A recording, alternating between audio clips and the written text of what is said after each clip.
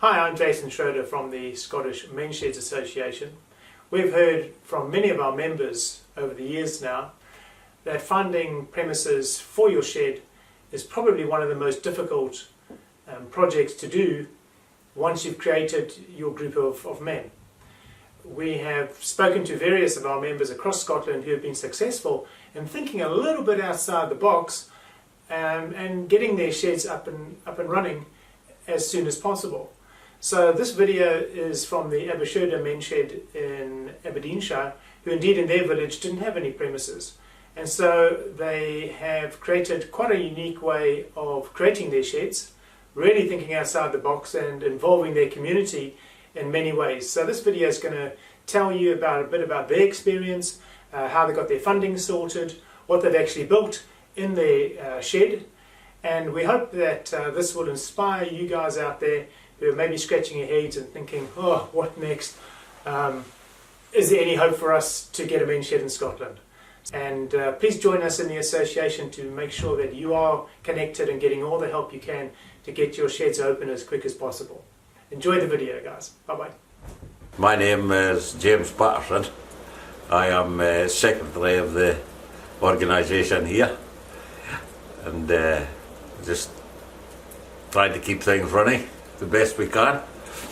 The men's shed project in Aberchirder was spoken about 3 years ago, but there was a lapse in time in that, and we've been really an organisation for about a year and a half. Probably February 2016 I think it was, we all got together and started to move things forward. I think we was lucky at that time because X amount of us, when 3 years ago, would have still been working, and well, most of us was retired now, so we were looking for something to do, and the men's shed came along, and I just felt a big gap really.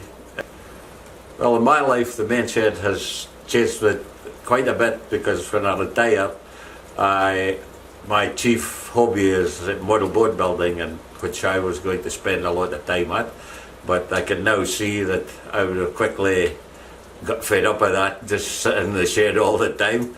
So the men's shed came along, and when the project began to take shape, it helped me to get know some of the locals a bit better, and just we've bonded a bit and just really got together, and yeah, it's really changed my life, because I would have had a lot of boring days, I think, now that I'm retired, without it.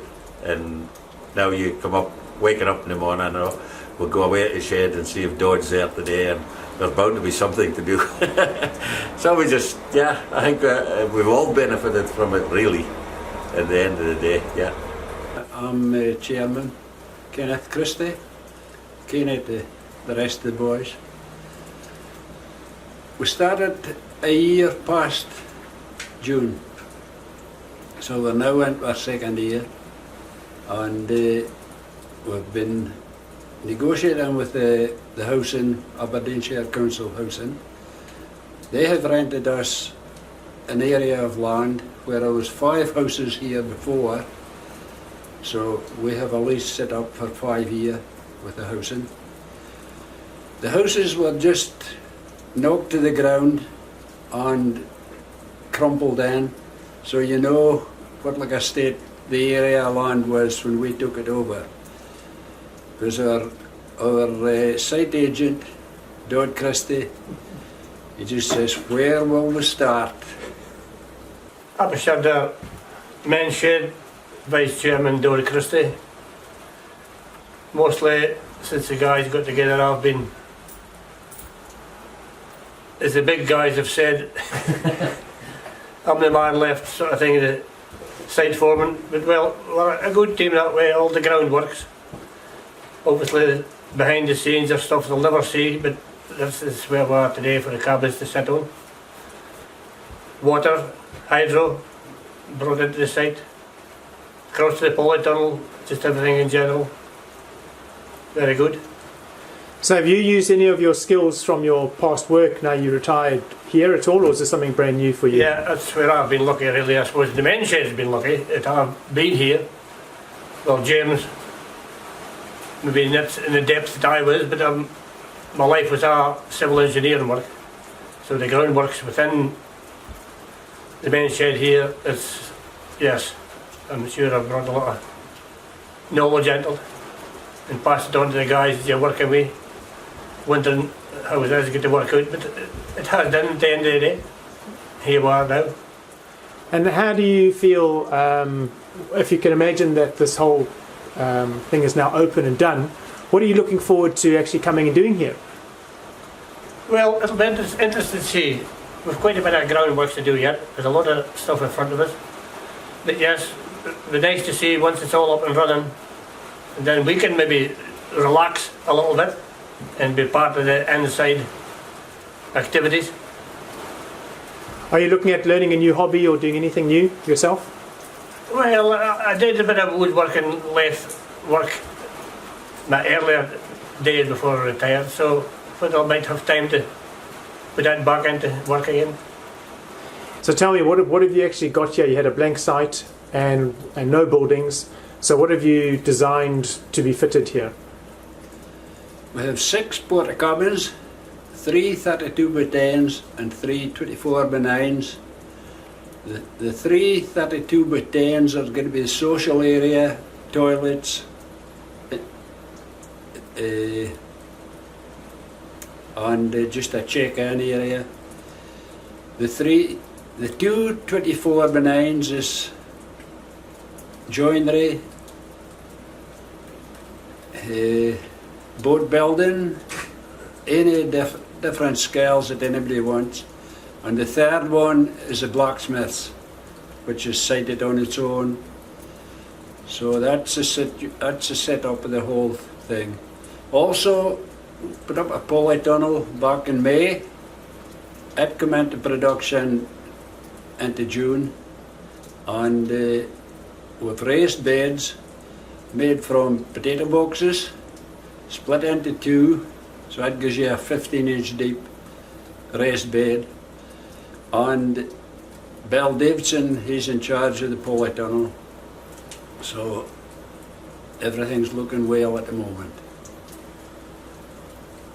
And is there anything, this is going out to the whole of Scotland, so is there anything you want to tell men who might be wanting to start a shed and don't have premises, or thinking, you know, this is really difficult, from your experience of what you've achieved here? Well, there's one good thing. You get up in the morning and you're there against the clock. I mean, there's nobody actually said you'll be here at 9 o'clock in the morning. But we just sort of arrive here around about 9ish, has been in the late. Doing what has to be done that day. Again, there's nobody shouting at you. You are the guys, your knowledge works together. You just stop when you feel like stopping, disappear when you feel like disappearing. There's always another day, and it's been good up till now. How have you achieved the funding for this community volunteer men's shed? Well, we had a good long think about it when we came together, and we tried for funding from 1 or 2 organisations. We was quite lucky to get the People's Health Trust come on board with us and give us quite a substantial sum of money for that one. And Kenneth, our chairman, approached the 200 Club, which we would sell 200 tickets for £10 each. It lasted a year, and that gave us £2,000 just into our hand just straight away. And then we've been running coffee mornings, of which I think we would hold the record in the village for achieving the most money taken in. So it's just gradually going that way, and we've been going for funding in other organisations as well. There's an initiative fund with the Aberdeenshire Council, which enabled us to buy our polytunnel and some other bits and pieces for the site as we went along. So that was a great boost, of which the polytunnel, it'll be in the video here, has been an absolute success really. And there's another one we would like to try is Baxters of Fochabers, the soup people, I suppose you could call them. But no, that's in the pipeline, ready to go away. And also with the funding, we have been trying for the RVS in ASDA, which we are now just about ready to send that away and see how we get on there. And a local wind farm, Muirden Energy, donated £500 to us as well, and on the pretext that we buy tools. So we bought 2 sets of Makita drills for the money donated, which just came to the £500, which would be very handy in the works for the inside of the porta cabins and everything, doing over bits and pieces like yeah, we're just working away at plodding on, really trying to get funding and trying to keep our own things in the village to fundraise, really, yeah. What's been the effect of the local community and men that you might never have met before who have been interested in coming together on this? What kind of impact have you had in the village? The village, I don't know how you explain the village. It can be quite slow sometimes. There's a lot of people interested in the project, but I don't think they want to do the hard graft. They would rather come along after it's done. And quite a few, at the present moment, I do actually have about 50 men on paper who have all signed up, and they're all different classes of in their work and everything. There's joiners and professors and whatever, labourers, digger drivers, you name it. And when it all comes together, it should be pretty good, like, yeah. They're going to be learning computers and stuff like that. There'll be a small kitchen for them as well to practice their cooking or learn to boil the egg. yeah. Without Billy, we wouldn't have had half of this land. That's right. Dean, Okay, tell me about Billy. Who's Billy? We've been lucky as far as a local lad. He has a small, well, he's a tipper lorry of his own, but he has a small plant, little digger of dumpers. We've been so lucky that we always just fall back in Billy, but someday along the line hopefully we'll be able to give him a thank you. I mean, without that little digger, no, as far as I think of the past nowadays, but I don't know how we'd have managed, but we've been lucky, very lucky. So the community's come to your call? Yeah, absolutely. Doesn't matter who we've asked, really, they've always responded and come good. It's really big help. Yeah. The furniture here that you can see in the corner of the Polytunnel, which our gardener Bell would dearly love to get out. But till we get, this has all been basically donated again from Aberdeenshire community workshop that was closing down. They had built a new one in Banff, and this was being closed down, and all this was going. Actually, you can see the quality of the stuff. It was all going to the skip. It was going to be crushed and thrown out. So we've saved these, and which will be a great help in the porta cabins when we come to fitting them out and everything. There was seats, there's desks. Some desks never been used. We're very lucky in that respect. We've even got a Christmas tree.